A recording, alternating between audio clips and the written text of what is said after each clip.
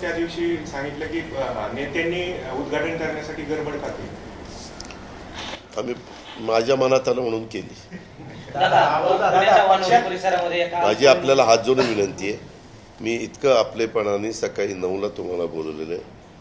जरा माझ्या योग्यतेच्या बातम्या, तुम्हाला कुठल्याही बातम्या विचारायचा, प्रश्न विचारायचा अधिकार आहे, पण म्हणूनच मला माझी सटकती की काय म्हणजे एवढं आपलेपणाने येतोय, बोलतोय, बसतोय काय. आता ह्या प्रश्नाला काय अर्थ आहे का? आम्ही काही वाढ केलेली आहे.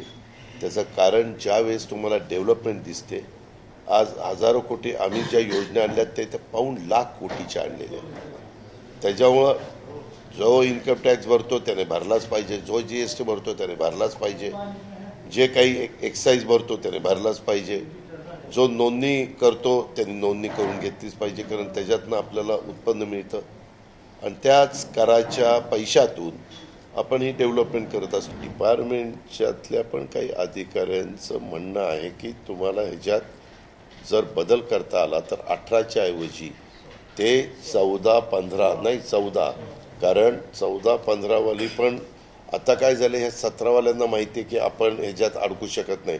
कायदा करताना केंद्राला सांगावं लागेल.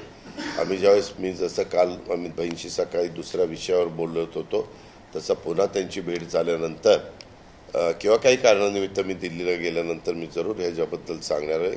वाटल्यास ते पत्रही देणार आहे, मुख्यमंत्र्यांनाही सांगणार आहे की अशा पद्धतीचं पत्र देणं नितांत गरजेचं आहे. डिपार्टमेंटच्यातल्या पण काही अधिकाऱ्यांचं म्हणणं आहे की तुम्हाला ह्याच्यात जर बदल करता आला तर 18च्या ऐवजी ते 14-15 नाही 14, कारण 14-15वाली पण आता काय झालं, ह्या 17वाल्यांना माहिती आहे की आपण ह्याच्यात अडकू शकत नाही.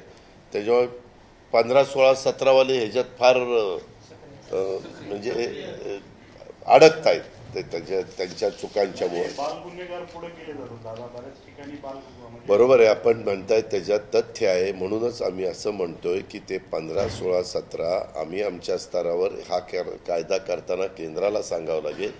आम्ही ज्यावेळेस मी जसं काल अमित भाईंशी सकाळी दुसऱ्या विषयावर बोलत होतो, तसं पुन्हा त्यांची भेट झाल्यानंतर किंवा काही कारणानिमित्त मी दिल्लीला गेल्यानंतर मी जरूर ह्याच्याबद्दल सांगणार आहे. वाटल्यास ते पत्रही देणार आहे, मुख्यमंत्र्यांनाही सांगणार आहे की अशा पद्धतीचं पत्र देणं नितांत गरजेचं आहे. कारण तुम्ही महाराष्ट्रात अलीकडे ज्या ज्या घटना घडल्या त्याच्यामध्ये बऱ्याचशा ठिकाणी अल्पवय हा मुद्दा तिथं पुढं आलेला आहे. दादा, आपल्या पक्षाकडून 10% जागा मुस्लिम समाजाला देण्यात येणार आहे असं समजतंय. मीच जाहीर केले, समजतंय काय? मी जाहीरपणे भाषणात, तुम्हाला भाषण माझं ऐकत नाही का? नाही, तुम्ही म्हणला पण किती जागा देणार आहे? 10%. मला 10 जागा मिळाल्या तरी 1, 100 मिळाल्या तर 10. साधं गणित आहे.